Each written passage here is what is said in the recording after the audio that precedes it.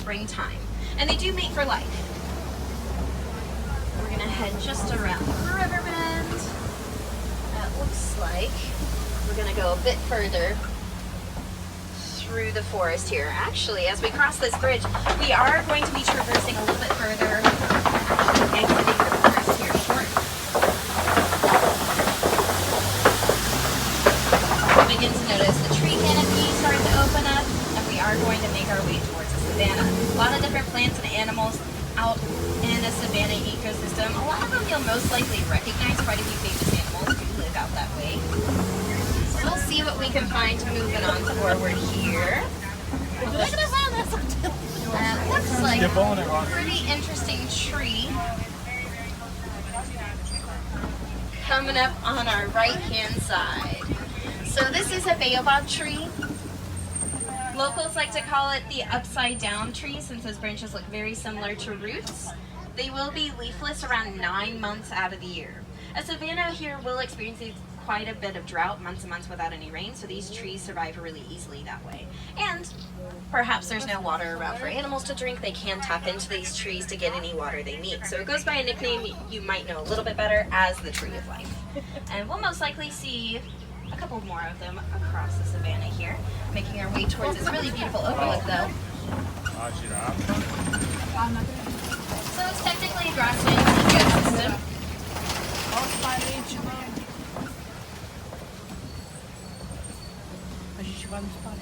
So as you can tell, it's a bit more open and flat out this way compared to a forest, certainly fewer places to hide, which means majority of the time a lot of animals here will rely heavily on agility and mobility to survive, more so than camouflage like they would in a forest. You'll most likely find some pretty good examples of those types of animals. I do see some giraffes in the distance. They are the tallest land mammals in the entire world. They can get up to 20 feet tall, but they can still run around 35 miles per hour. Some really cool antelope coming up on our right-hand side here as well. Some sable antelope. So those horns they have, they are built in such a way that they're very useful for self-defense. They can knock predators off their back super easily, and they're very brave. They have been seen to stand their ground against predators to protect their territory and their babies. So that's why they're considered the official emblem of Harambe Wildlife Reserve. They're the protectors of the reserve here. Really cool to see some this close. Usually, since they're so territorial, they kind of like to hang out by themselves majority of the time. We're gonna wander on over towards a cave system that's not too far away. It's really nice shelter, especially on a rainy day like today. So we might find some animals here, who knows. Let's see, coming up on the left. Oh, actually a pack of African wild dogs roaming around. So African wild dogs are also called painted dogs because of their beautiful coat pattern. Dog is in their name. They are part of the canid family, however they're more closely related to the fox. And they're the most successful pack hunters in Africa. They're more successful at hunting than big cats like lions and cheetahs since their endurance helps to wear out their prey. They can normally run up to 3.5 miles without slowing down. On average, that will be about 40 miles per hour. So super tough, and they do work very well as a team, usually running relay races to catch their prey so they don't overheat too easily. Let's see. As we move on forward here, looks like those giraffes are kind of walking in and out of that road up ahead. We are going to see some really cool big towers of dirt here. These are actually termite mounds. They're made of dung, dirt, and secretions from termites, and they will bake in the hot savanna sun until they're pretty much as hard as concrete. So they do make excellent scratching posts for a lot of animals here, especially larger ones like the giraffe or African elephant. And once they wear down over time, especially that one off to our right in the distance, they do become a very nice perch for animals to get on top of, just to survey above the tall grasses that grow here. They're typically a bit cooler than the surrounding ground as well, since termite mounds are so well ventilated. So sometimes animals just like to lay on top of termite mounds to cool off. Let's see here. These trees we are traveling among are acacia trees. They're definitely the giraffe's favorite snack. They love the freshest, newest leaves off of them. They'll eat those low-hanging branches. So that's probably why we're seeing so many out this way. Notice how they're so evenly trimmed on the underside. That'll pretty much be the way they look year-round, since giraffes are such active eaters. They'll typically look for food and eat food around 20 hours a day. So, to be happy and healthy, normally eating about 50 pounds of food per day. When full grown.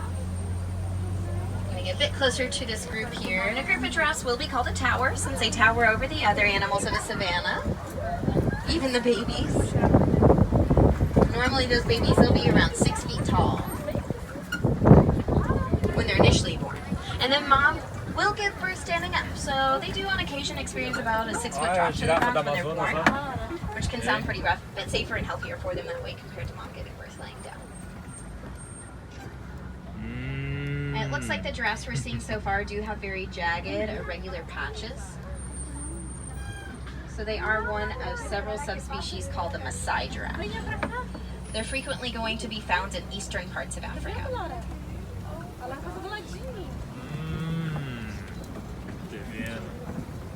They do have those impressive necks. Funnily enough, giraffes do have the same number of bones in their neck as a human's neck. Only 7. Their bones just get much larger than our own. Vertebrae specifically, they normally get about 2 to 5 feet longer than a human's bones. The false horns on top of their head, those are ossicones. They're made of ossified cartilage. It is the same hard material found in your nose or your ears. Babies' ossicones, they do lay flat on their head when they're initially born. Makes it a bit easier for mom to give birth to them. I do see an Ankole cattle, or a couple of Ankole cattle coming up on our right. Some are laying down among the palm trees, they're hard to see, but Ankole cattle are the only domesticated animals you'll find on the reserve. They're raised and taken care of by humans. First domesticated by the Watusi tribe, so they are frequently called Watusi cattle. That's a very common name for them. Those horns they have get about 6 feet long. Not too heavy though, slightly hollow inside with a honeycomb structure and a lot of blood vessels. So when the blood pumps through their horns, it cools down, pumps back into their bodies to help them stay cool during hot days. We're going to wander on over towards Tembo country now. Tembo is Swahili for elephant, so I'm hoping we find one or two out this way. They love to visit this region specifically just because there's a lot of vegetation to eat, a lot of food. So you'll notice signs of them right off the bat. A lot of trees that have been knocked over, split in half. Off to the right, wider gaps between the thicket, turned up earth.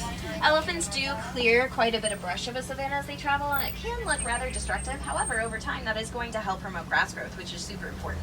And they tend to knock over a lot of sick vegetation, so it keeps this ecosystem pretty healthy too. We'll see if anyone's hanging out here. Oh, actually, I see some monkeys in the bushes off to our left. Way back there, if you can catch a glimpse of them. They're way back there. Some mandrills, it seems. A group of them can be called a troop. Largest monkeys you'll find in Africa. Most dominant male, he usually gets up to 100 pounds. Oh, and there is an African elephant up ahead. So we're going to head on over to this old road we used to take. Probably get a pretty good vantage point to see this elephant that's currently laying down on our right-hand side. So a nice soft dirt mound there to prop up on, rest for a little bit.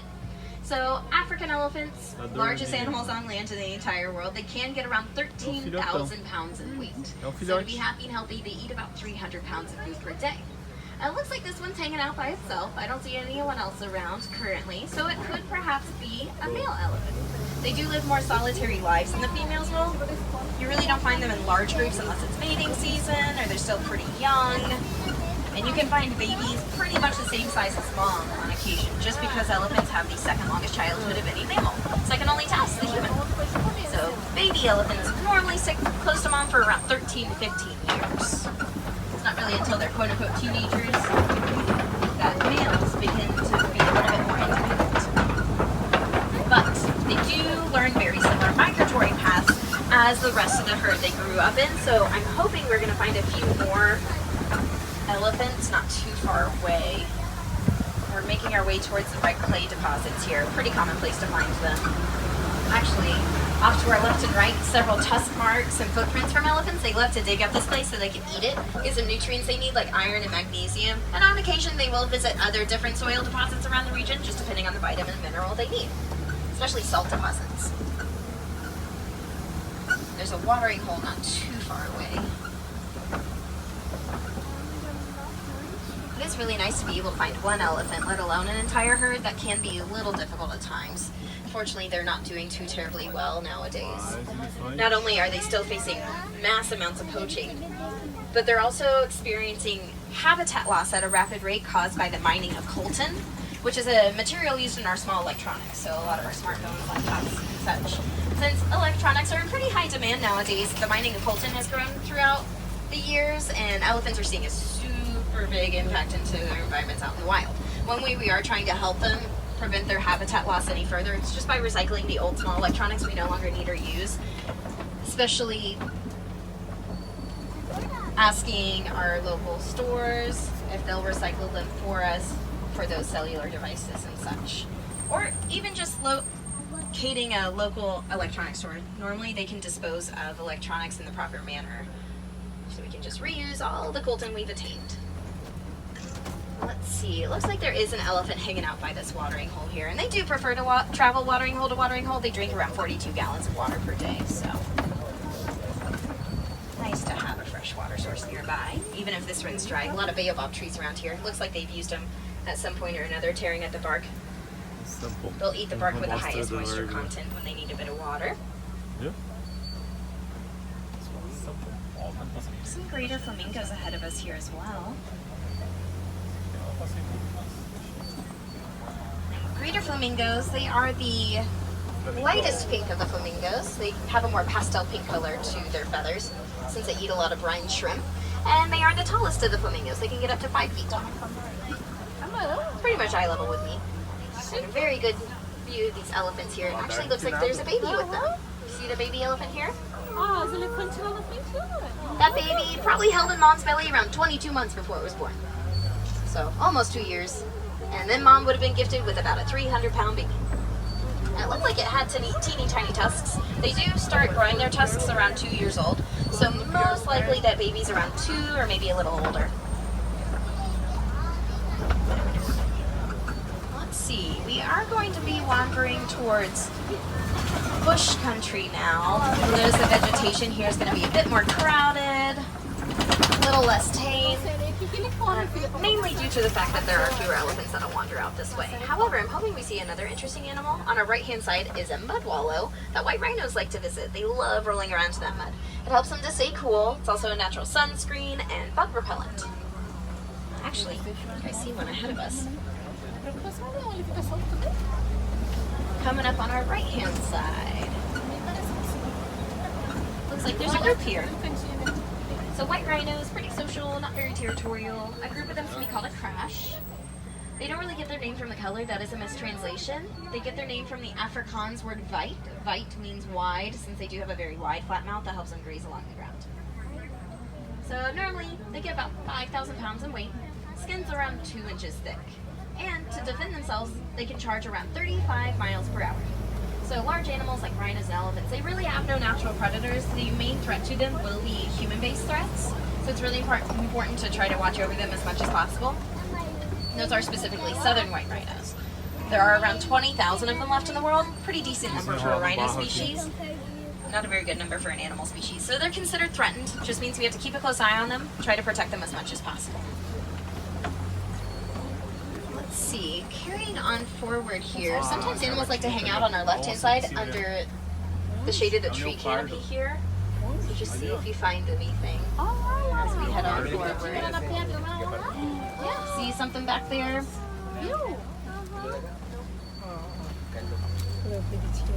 Looks like up ahead we're going to get a really good view of a cheetah. A couple of them laying down together here.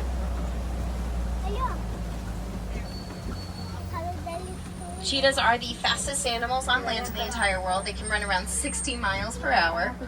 It's been recorded they can run about 0 to 60 within 3 seconds. To help them run, they do have claws that are non-retractable, always out so they can have a grip on the ground, and their tails will help keep their balance and turn directions at top speeds. They do prefer to hunt during the day, so those spots are super handy for camouflage. Black tear tracks are run down their face to help prevent sun glare. It looks like we're getting towards some rock formations, Kopi rocks, and second tallest rock you're going to see, there's a male lion resting on top. So lions are nocturnal. They're a bit more active at night. During the day, they rest around 16 to 20 hours. Normally in the coolest spot possible. It's really cool to see this visible. Male lions start growing that mane we all know and love around a year old, just little tufts of hair first. Until it grows full like you see here. A couple more white rhinos up ahead of us here too. I'm good. Rhinocero? And rhinos in general, they don't really have the best eyesight, but they have excellent hearing. That's why you can see their ears be pretty active at times, rotating around independently from each other. Just keeping aware of their surroundings. They have a really good sense of smell too. Let's see. Oh, you know what? I do see a lioness ahead of us here. So on the tallest rock above the male, looks like there's a lioness above him. A better view over here. On the tippy top. So they're pretty good climbers, also very good at leaping. They can leap up to 20 feet into the air, which is higher than the average giraffe. Also fairly quick. They can run around 45 miles per hour.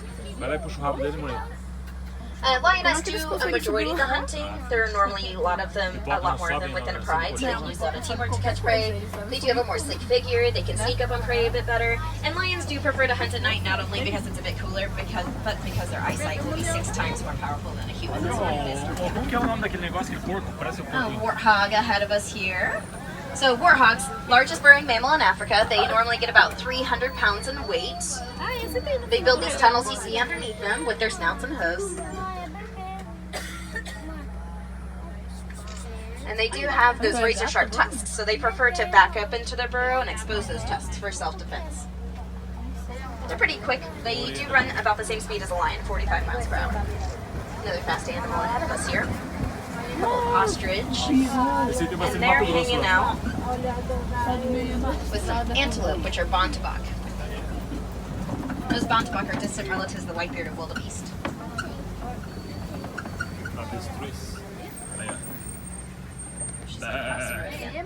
So these ostriches are females. They'll have gray feathers. The males have black and white feathers. When standing, they can get about 7 to 9 feet tall. So they do have wings. They cannot fly. They'll use those wings to help keep their balance while running. And they can normally run around 35 to 40 miles per hour, so they are considered the fastest animal on 2 legs. And they actually have a kick strong enough to break bones, so really natural predators tend to stay away from them. We're going to head on over to Magadi Glen here, very lush environment. A lot of vegetation in the water, makes it super beautiful and green. This is a newer expansion to the reserve, so not a lot of animals have set migratory patterns here just yet. It's mainly added to be protected against habitat loss and poaching. Now, unfortunately, poaching is still going to be a very prevalent, serious issue on a lot of wildlife reserves around Africa, which is why you're going to see a lot more people out on wildlife reserves, rangers, wardens, and such. They're trying to observe, watch over those animals as much as possible, and with the observations we are making over time, we are learning a bit more about the animals, so it's making it a bit easier to provide tools to the population living around those regions with certain animals on how to better coexist with them. That's going to definitely help over time. All right, everyone, it looks like our journey on Harambe Wildlife Reserve is coming very close to a close, so we're going to head on back towards Harambe Village. I would like to say thank you, and the Swahili phrase for thank you is Asante Sana. So Asante Sana, everyone, for joining me up here today. Asante Sana. If you ever get the chance, definitely come visit us again sometime. No 2 safaris are ever alike, then we'll certainly make sure of that. You never know where they're going to be or what they're going to be up to. People coming out today to learn about these animals as well will really, really help them. Education will always be the first step in conservation. So going home, maybe teaching your friends and family a fun fact or 2 about your favorite animal, or having a fun story to give to them about maybe an interaction you had with an animal today can certainly help. The more people who have a greater appreciation, better understanding, sometimes less of a fear of an animal, it's easier to protect them out in the wild. Hopefully that means more people will want to try to take the initiative to help them out in their own special way. Be it donating some time, volunteering at your local zoo and aquarium to help not only those international animals, but also helping those local animals with different programs they may be hosting for them. Now it looks like we are going to go separate ways, so here in Harambe we prefer not to leave with goodbye. It's a bit too sad and much too final. We certainly hope to see you all again sometime real soon. So instead we like to leave with Kwaherini, which means go well. So Kwaherini, everyone, I hope you all go well. Have a wonderfully wild adventure out here in Harambe or wherever your travels take you next.